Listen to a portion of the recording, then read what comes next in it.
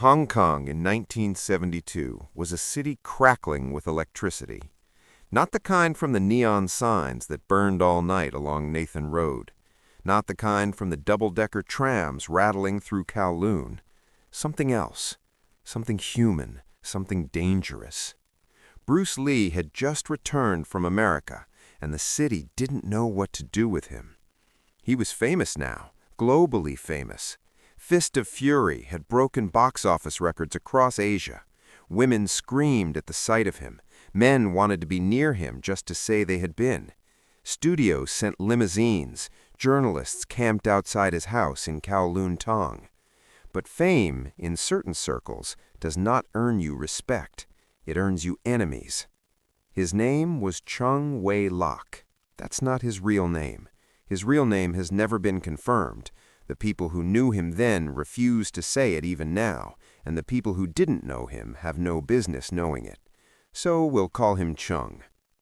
Chung was 31 years old, built like a man who had spent his entire life punishing his body into something that frightened people on sight. 6'1" in a city where most men stood 5'7", 230 pounds with almost no fat, not bodybuilder fat, not gym fat, but the kind of mass that comes from decade after decade of full-contact sparring, dock work, and the kind of living that doesn't come with a safety net. He was a Hung Ga practitioner, old school, a system built on iron bridges, horse statses so low they'd break most men's knees in 60 seconds, and strikes designed to shatter bone rather than just bruise muscle. He was also, by all accounts, the kind of man who believed that reputation was currency, and that the fastest way to earn it was to take it from someone who already had it, and Bruce Lee had more of it than anyone in Hong Kong. Chung had been making noise for weeks before that night. In the training halls, in the tea houses, in the cramped gambling rooms above the markets in Sham Shui Po, where men drank cheap beer and argued about things that mattered to no one but themselves. The whispers always started the same way. He's a movie star now, not a fighter. He hits light bulbs and breaks boards for cameras. You put him against a real man, a man who's been hit, who knows what iron feels like, and he folds. Chung said variations of this for weeks. He said it loudly enough that it traveled. It was meant to travel. He had 2 men with him, always. They had trained under the same sifu, the same system, the same philosophy that size and conditioning and iron conditioning were the only things that mattered in a real fight. One was a former Muay Thai competitor who'd fought professionally in Bangkok. The other was younger, quieter, and, according to those who saw what happened that night, the most dangerous of the 3 by conventional measures. 3 men, all trained, all capable, all deeply motivated by a version of pride that once lit doesn't extinguish quietly. Bruce Lee heard about it. Of course he heard about it. He was not the kind of man who had people managing his information. He walked through his city. He ate in the same noodle shops. He trained outdoors, in parks, in the early morning before the air got thick and heavy. People talked to him directly, face to face, the way people talk to someone they feel is genuinely present. Someone told him what Chung was saying. And, according to the people closest to him during that period, and this detail appears in more than one account, told separately, years apart, Bruce Lee's response was not anger. It was something quieter than that. He nodded. He said, "Let him talk." And then he said nothing more about it for 11 days. The night it happened, Bruce Lee was walking back from a production meeting. Late, maybe 11, maybe closer to midnight. The streets in that part of Kowloon fold in on themselves at night. The bright commercial avenues give way to narrower passages, laundry hanging overhead, the smell of cooking oil and cigarette smoke, and the faint brine of the harbor carrying on the wind. He was alone. He was almost never alone in public by that point in his life, but that night he was. A decision made quietly. No entourage, no driver, just the street and the city and his own thoughts.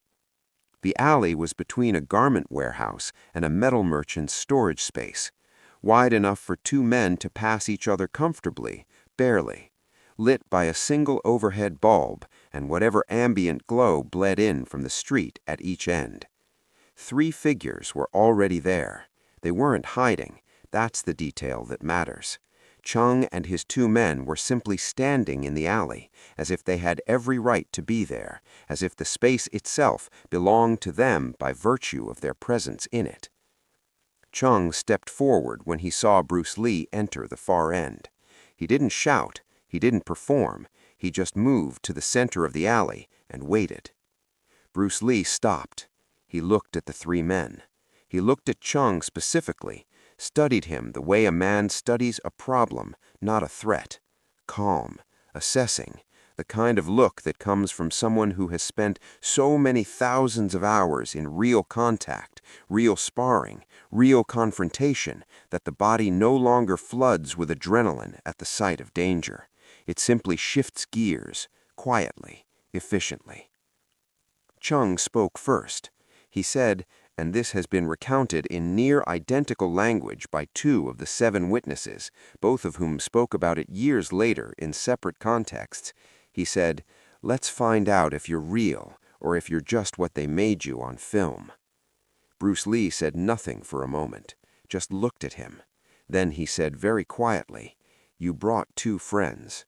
Not a question. Chung laughed, a short, sharp sound. "In case you run."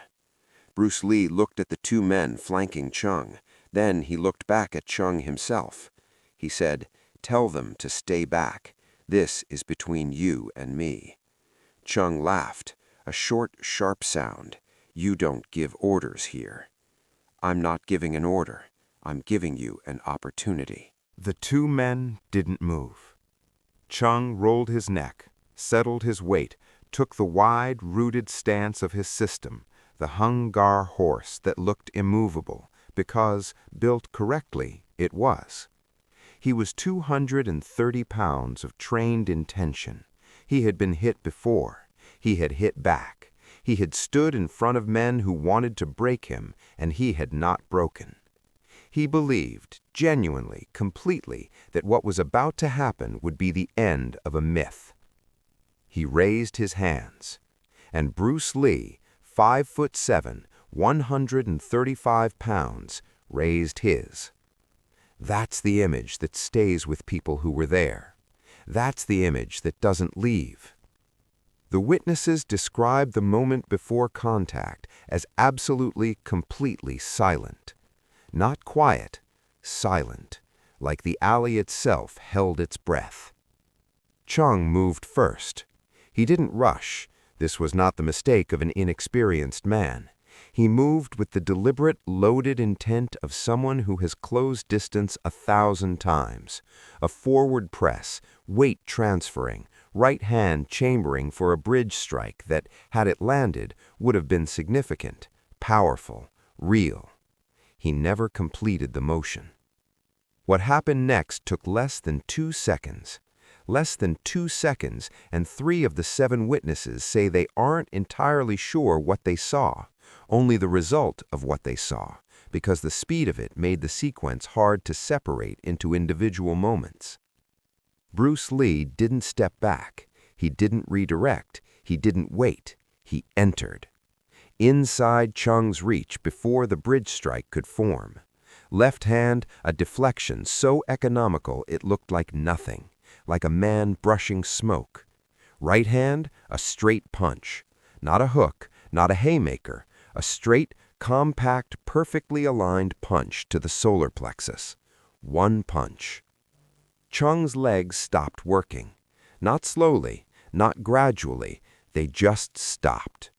230 pounds of trained, conditioned, iron-hardened man folded at the center like paper.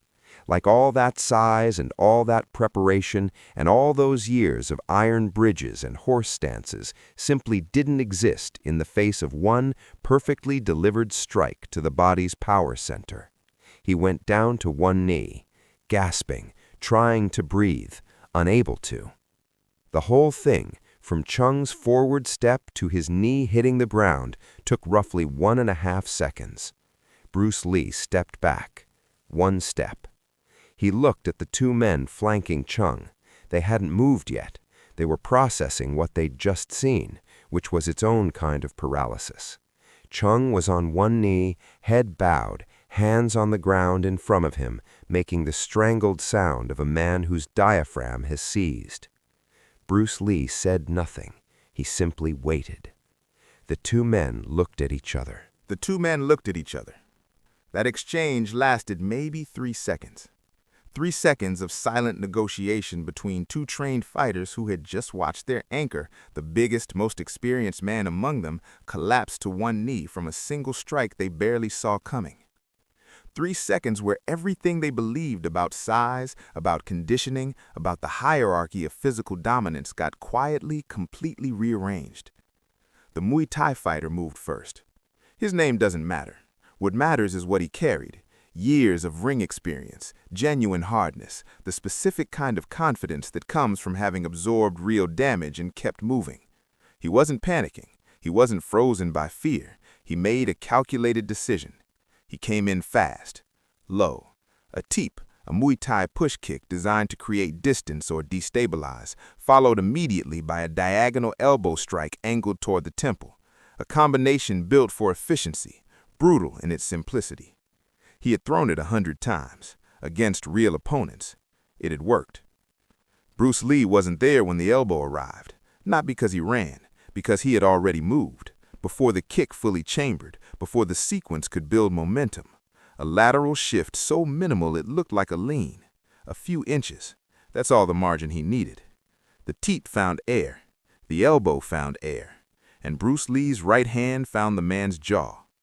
Not a full punch, a half-extended strike, a Jik Chung Choi, a straight blast from his Wing Chun foundation, delivered at a range most fighters don't think to strike from because most fighters haven't trained 10,000 hours collapsing the distance between thought and action into something that operates below conscious reaction time.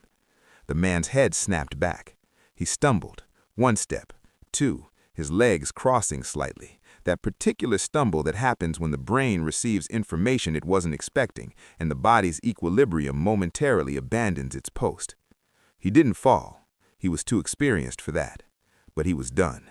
Something behind his eyes had shifted, that invisible recalibration that happens when a fighter's internal model of a fight stops matching the reality of it. He took a step back, and he stayed there. That left the youngest one, the quiet one. And this is where the accounts diverge slightly, because the 7 witnesses were positioned differently in that alley, and human memory under stress is not a camera. But on 2 points, every single account agrees. The young man was fast, faster than his companions, and he hesitated. Not out of cowardice, the witnesses are clear on that. He hesitated the way a genuinely intelligent person hesitates when the data in front of them contradicts everything they prepared for. He had come into that alley with a specific understanding of how the night would unfold. That understanding was now in pieces on the ground next to Chung, who was still on 1 knee, still dragging air back into a body that had forgotten how. The young man took 1 step forward. Bruce Lee turned to face him fully, and that was enough. Not a strike, not a movement, just the turn, just the full, unhurried attention of a man who had just handled 2 opponents in under 8 seconds and was not breathing hard. The young man stopped. He looked at Bruce Lee. Bruce Lee looked back. 5 seconds passed. The overhead bulb hummed. Somewhere at the street end of the alley, a motorcycle passed, its engine note fading into the city noise. The harbor wind moved through and carried the smell of brine and diesel. The young man lowered his hands. Slowly, deliberately. Not in surrender exactly, more in the recognition that some moments once arrived at can't be walked back from with anything resembling dignity intact, and the only intelligent response is to stop. He stepped aside. Chung was on his feet by then. It had taken him that long, the entire second confrontation, to get his breathing back, to get his legs under him, to stand upright in the way a man stands when he is forcing himself to stand through pain rather than standing naturally. He was looking at Bruce Lee, not with anger anymore. Something else lived in that look. The witnesses describe it differently. One says it looked like confusion. Another says it looked like a man seeing things clearly for the first time. Another says it simply looked like exhaustion. Maybe it was all three. Maybe those things aren't as different as they sound at a moment like that. Bruce Lee looked at him for a long moment. Then he said something, quietly, not for the witnesses, not for the street, just for Chung. Only one of the 7 was close enough to hear it, and what they reported was not a threat, not a lecture, not the kind of thing a man says to humiliate someone he has just defeated. He said, "You trained hard. I could feel it." That's it. That's all. Then Bruce Lee turned, walked to the street end of the alley, and disappeared into Hong Kong. Chung left the alley without speaking to his men. He walked in the opposite direction, alone. The Muay Thai fighter and the young one stood there for a moment in the empty alley with the humming bulb and the smell of the harbor and looked at each other. Neither of them spoke either. There's a particular silence that settles over people who have just watched something that rearranged their understanding of what's possible. It's not the silence of boredom or the silence of peace. It's the silence of recalibration, of a worldview quietly, permanently updating. They walked out separately. The story didn't spread the way most stories spread. It didn't explode across Hong Kong overnight. No one ran to the newspapers. No one performed it at a tea house for an audience. The 7 witnesses, 5 of whom were incidental, passers-by who happened to be at the alley's edges, who saw pieces of it, carried it the way you carry something fragile, carefully, quietly. The footage was never released. There was no footage. This wasn't a film set, wasn't a staged demonstration. This was an alley, at midnight, in a city that was asleep except for the people who couldn't afford to be. But the story moved through the martial arts community of Hong Kong the way true things move, underground, slow, and impossible to stop. A Hung Gar instructor in Mong Kok heard a version of it and dismissed it as exaggeration. Then he heard it again from someone who had no reason to exaggerate. Then a third time from a source he trusted absolutely. He stopped dismissing it. A Wing Chun school in Yau Ma Ti was still talking about it 6 months later. Not the violence of it, the economy of it. The fact that the fight from first movement to last had lasted less than 10 seconds, total. 3 trained men, one of them a former professional competitor. 10 seconds. The mathematics of that were difficult to argue with. Here is what people misunderstand about Bruce Lee. They think the story is about what he could do. It's not. The story is about what he had already done, years before that alley, years before Hong Kong, years before the films and the fame and the mythology.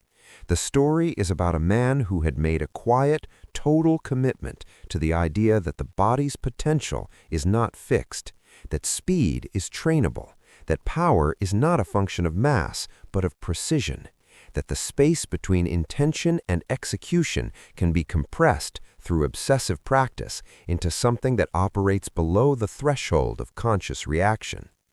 Chung was strong, genuinely trained, the kind of man who would have seriously hurt most people who confronted him in that alley. But he was operating at the speed of thought. Bruce Lee had trained himself to operate at the speed before thought. That's not mysticism. That's not movie magic.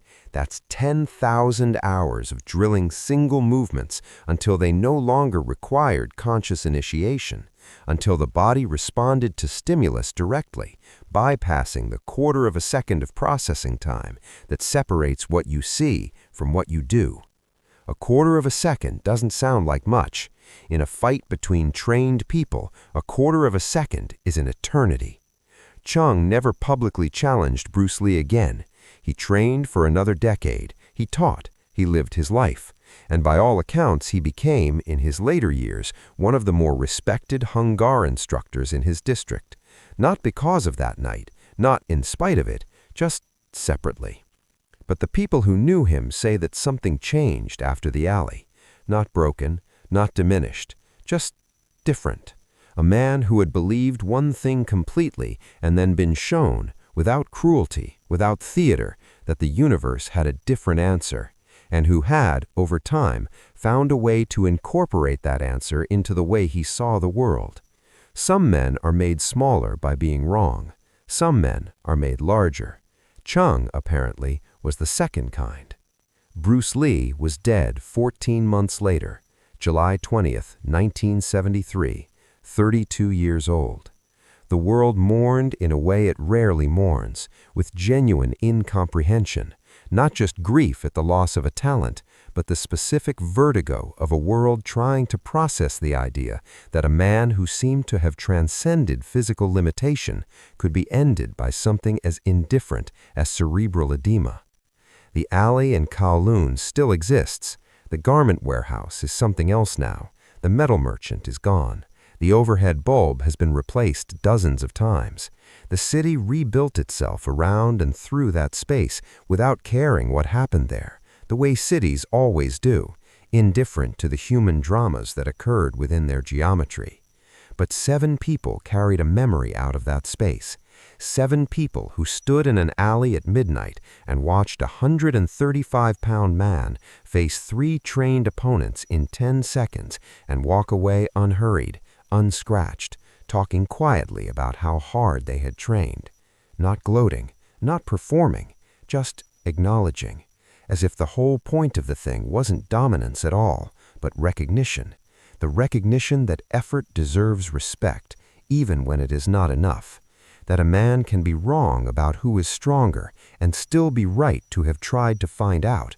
That the moment between challenge and response is where character lives, not in the winning, but in the manner of the winning. They thought they were walking into an alley to end a myth. They were walking into the moment that built one. 3 men surrounded Bruce Lee, 3 trained men with size and experience and everything the conventional world told them would be enough. Only Bruce Lee walked away unharmed, and no one, not Chung, not the Muay Thai fighter, not the quiet young man who lowered his hands, ever challenged him again. Not because they feared him, because they had seen him, and some things once truly seen cannot be unseen. Bruce Lee once said, "The less effort, the faster and more powerful you will be." He didn't say that for an interview. He didn't say that for a poster.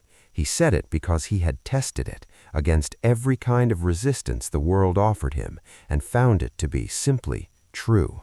In an alley, at midnight, in a city that didn't sleep, against 3 men who learned it the hardest way possible. Speed over strength, precision over power. A man who understood himself completely against men who only thought they understood him. That is the legacy. That is the lesson. That, in the end, is Bruce Lee. If this story moved you, if you felt something watching it, then you already understand what this channel is about. We don't do highlight reels. We don't do myth for the sake of myth. We find the moment's history almost lost, the confrontations that never made the papers, the seconds that changed how people understood what a human being is capable of. Subscribe, hit the bell, because the next story is already being written, and it will hit harder than this one. We'll see you there.